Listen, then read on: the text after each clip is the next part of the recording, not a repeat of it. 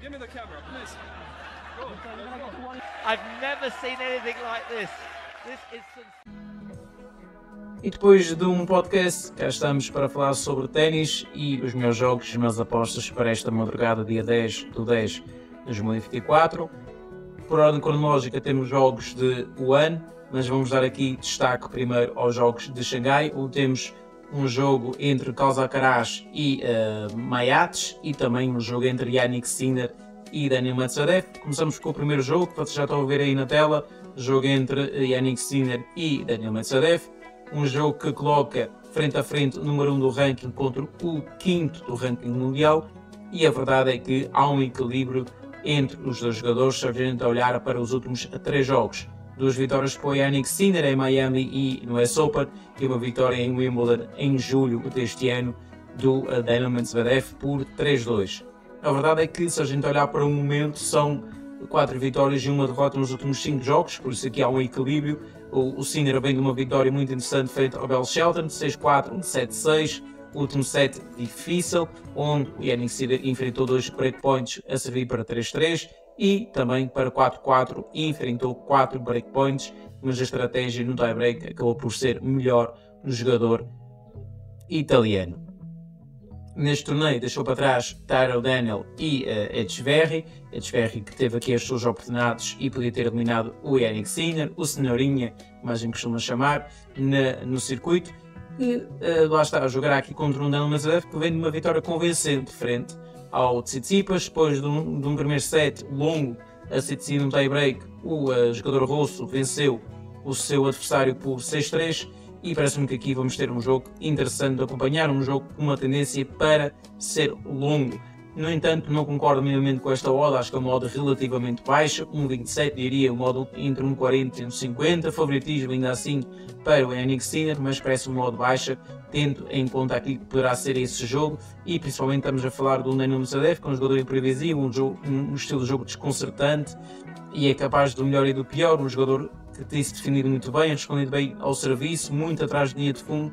Parece-me que vamos ter aqui um jogo mais difícil do que o mercado está a prever. Outro mercado poderia ser interessante, explorar 21 ou 22,5 na perspectiva de termos um jogo longo e com um tie-break pelo menos. Passamos então para o segundo jogo de Xangai, o jogo entre Carlos Alcaraz e Mayates. Mayates aqui tem que estar num dia muito bom e tem que apanhar um Alcaraz com uma baixa porcentagem de primeiro serviço, a cometer muitos erros não forçados. De outra forma, temos aqui um Alcaraz que não vai ter grandes dificuldades, na minha opinião. Mayates, que venceu o Tommy Paul, que nós tínhamos previsto no último ponto break, por 6-3, 4-6 e 3-6. Já o Carlos Alcaraz passou o carro por cima do Monfils, um 6-4 e um 7-5, embora no segundo set o jogo poderia ter sido mais fácil, mas o Monfils agarrou-se com linhas girentes a cada ponto e conseguiu estender o jogo e o set para um 7-5. No entanto, percebemos que o Alcaraz venceu Pequim a final contra o Sinner, está a jogar um bom ténis e desde que entrou aqui em Xangai ainda não perdeu qualquer set. Vai jogar contra o Mayates, que para mim já fez o torneio, venceu o David Fokina, venceu o Vukic, venceu recentemente o Tommy Paul, e parece-me que tem aqui um jogo praticamente que tudo o que vier daqui é um bónus, como eu costumo dizer. Olhando para o mercado, naturalmente que essa odd para mim não vale a pena ser explorado, acho que é um jogo para ir ao vivo, um jogo para procurar talvez um handicap positivo a favor do Mayates, principalmente estes 5,5, mas para isso é preciso ver o jogo, principalmente se ele tiver a servir bem, se o Alcaraz também entrar demasiado relaxado, pensar que o jogo está a ganhar antes de o vencer, poderá ser interessante, mas é um jogo perigoso, é um jogo difícil em pré-live, extrair valor, para mim o valor poderá estar durante o decorrer do jogo, numa perspectiva do Carlos Alcaraz não estar num dia tão forte, tão bem fisicamente e dentro daquilo que é a sua estratégia para o jogo. Claro que o Mayates vai estar motivado para tentar ganhar ao Alcaraz, que vem embalado numa sequência de vitórias. Passamos para o lado das senhoras. O primeiro jogo será então uma Coco Gauff, que vai jogar contra a Marta Kostyuk, uma odd relativamente baixa para a Coco Gauff, que venceu uma Tomova, mas 6-1, 6-2 em pouco mais de uma hora.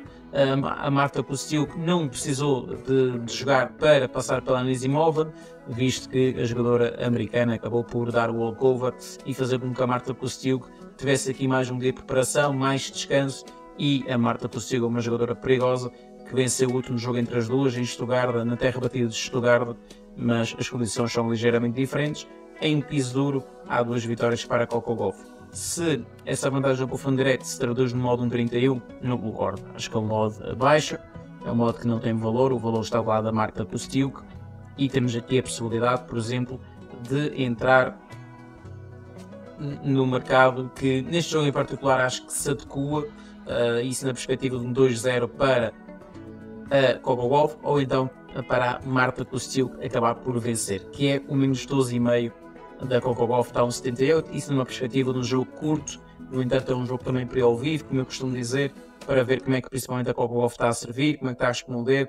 A Marta Tostiuk é uma jogadora mais agressiva, gosta de impor potência, um ténis mais físico, digamos assim, e a Coco Gauff poderá ter algumas dificuldades, principalmente a esta hora, com base nas condições de jogo que vai se verificar em um ano. Partimos para o jogo entre Linette e Kasatkina, um jogo que também, à semelhança do anterior, é um modo baixa para a Kasatkina. A Kasatkina, é verdade, em 5 jogos entre as duas venceu 4 e apenas perdeu 1, em Cleveland em 2021, de lá para cá tem 3 vitórias consecutivas, mas são sempre vitórias que não são assim tão expressivas quanto isso. Há um 6-4, um 6-3, muitas vezes é decidido, a jogadora que dá um break depois consegue se manter à frente. Uma Kasatkina que vem de um jogo difícil frente à verdade a Pera.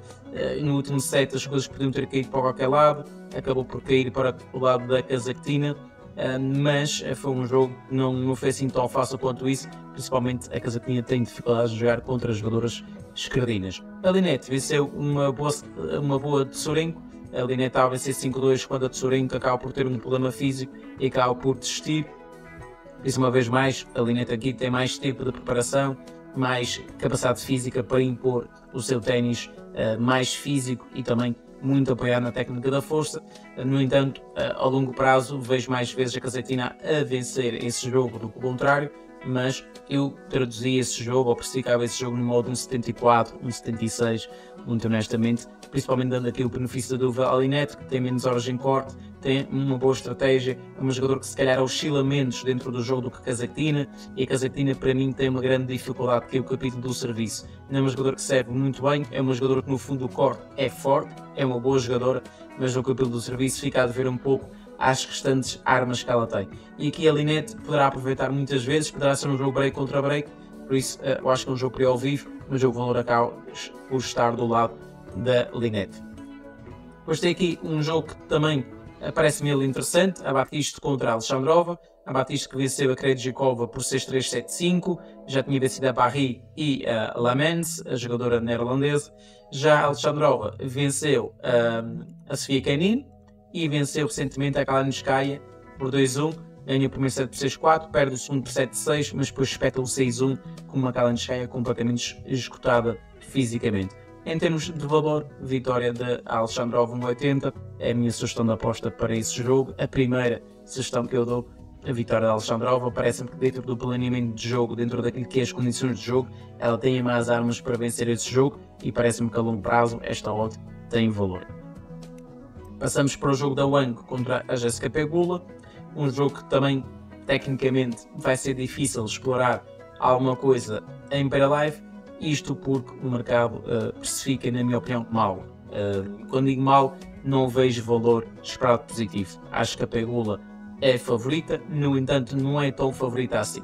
O último jogo entre as duas foi em Wimbledon e a Wang venceu por 2-1. A Wang vem de 2 vitórias, é uma jogadora da casa, é uma jogadora que vai ser empurrada pelo seu público. Venceu a Dolid, venceu a Bronzetti.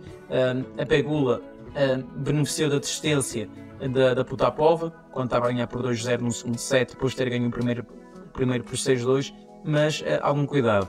A Pegula tem vindo aqui a fraquejar um bocadinho nesta reta final da temporada, e basta ver que vinha de uma derrota em Pequim frente à Badosa por 6-4 e 6-0, acaba por ter aqui uma vitória, mas por desistência, vale o que vale, e aqui a Wang está a jogar em casa, está a jogar um bom ténis, é uma odd perigosa, a longo prazo vejo mais valor do lado da Wang, mas o jogo ao vivo, procurar alguma coisa a favor dela, em termos de handicap, por exemplo, a pensar que, por exemplo, é pego a ganha, mas por exemplo um 6-4, 6-4 e aquele handicap mais 4,5 ou mais 5,5, dependendo das casas que vocês estiverem a apostar, pague o risco a longo prazo.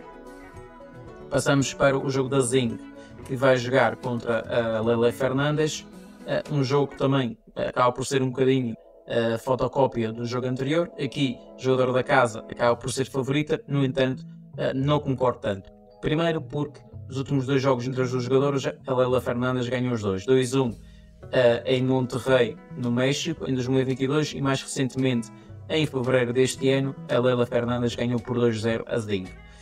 A Lele Fernandes já teve aqui uma sequência negativa, vinha de 4 derrotas consecutivas, mas depois engatou aqui também numa sequência positiva, ao vencer a Schneider e a vencer a Rakimova, 2-1, 2-1, a mostrar aqui algumas dificuldades, mas a conseguir aguentar-se dentro da que é a sua estratégia e questão emocional. Uma Zing que venceu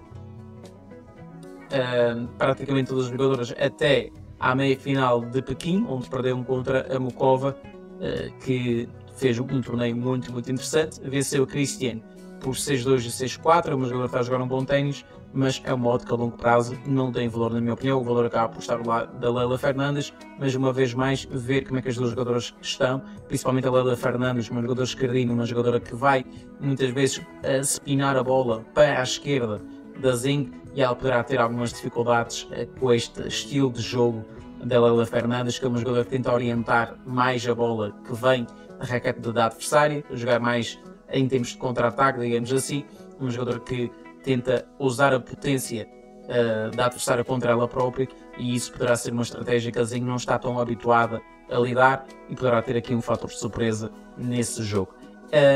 Erika Andreeva, que vai jogar contra a Paolini, e estou-me a rir porque a Erika jogou contra a sua irmã Mirra, no jogo onde trabalhei, e a modéstia à parte, depois de um 6-3 no primeiro set, a odd da Erika esteve a rondar 1,88, 1,80 na moda alta, para aquilo que a Mirra não estava a conseguir fazer. O jogo inteiro em mãos, onde a Erika foi mais astuta, foi mais inteligente e não se deixou levar pelas emoções. Já a Mirra, uma jogadora mais talentosa, mas ficou demasiado presa emocionalmente por estar a jogar contra a sua irmã na primeira vez que ambas se cruzam dentro do mesmo torneio.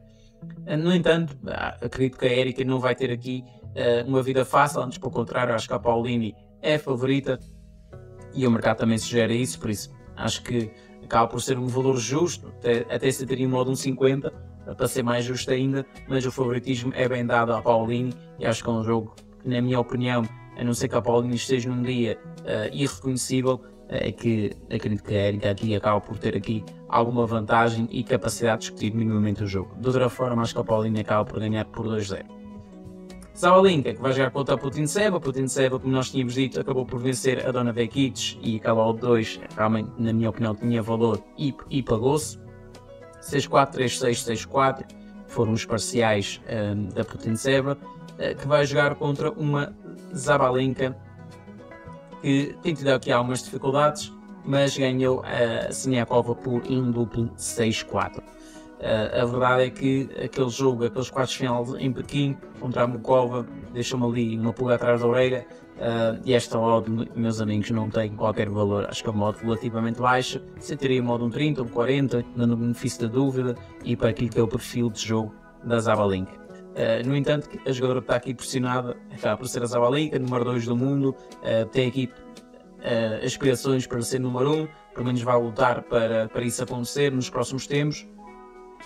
No entanto, é sempre uma jogadora que, se entra bem, consegue resolver o jogo relativamente rápido, mas é uma jogadora que muitas vezes tem dificuldades em entrar no jogo e impor o seu ténis mais apoiado na técnica da força, porque não é à toa aquela chamada o tire. No entanto, parece-me que aqui a Putintseva vai ter que tentar fazer o seu jogo, vai ter que fazer correr a Sabalenka, vai tentar deixar desconfortável no seu jogo, para tentar beneficiar do cansaço e de alguma quebra física e emocional da jogadora da Sabalenka, porque de outra forma será difícil ela ter armas para jogar olhos nos olhos. Depois, por último e não menos importante, temos aqui a Beada Maia contra a Fresh. Beada Maia é favorita, vem numa boa vitória frente à Podematova por 2-0, 6-1, 6-4, mas a Fresh também vem numa vitória interessante frente a Emma Navarro por 2-1, 6-4, 3-6 e 6-3 em 2 horas e 9 minutos. Em termos de confronto direto, todos os jogos foram vencidos pela Beada Maia nos últimos 3 jogos, entre as duas, entre Birmingham, Wimbledon e Monterrey, no Canadá. A única vez que jogaram em piso duro foi em agosto do ano passado e a Beada Maia ganhou por 2-0, 6-4, 6-2 em Montreal, desculpem, no Canadá. Olhando para esta odd, é uma odd que não tem valor a longo prazo, muito honestamente. Acredito que ela acabará por vencer pela dimensão no seu jogo, mas não vejo nenhuma entrada de valor em pré-live. Acho que as melhores oportunidades, tanto em Xangai como também em Wuhan, tendo ali o jogo da Alexandrova, na minha opinião, acho que são jogos maioritariamente para o ao vivo e para nós conseguirmos ler o mercado e principalmente o jogo e perceber como é que os dois jogadores estão a impor a sua estratégia. Pessoal, este foi mais um Ponto Break, espero que tenham gostado. Se gostaram, não esqueçam de deixar o like, subscrever o canal e ativar as notificações, e vemos numa próxima oportunidade aqui no Ponto Break para analisar mais jogos.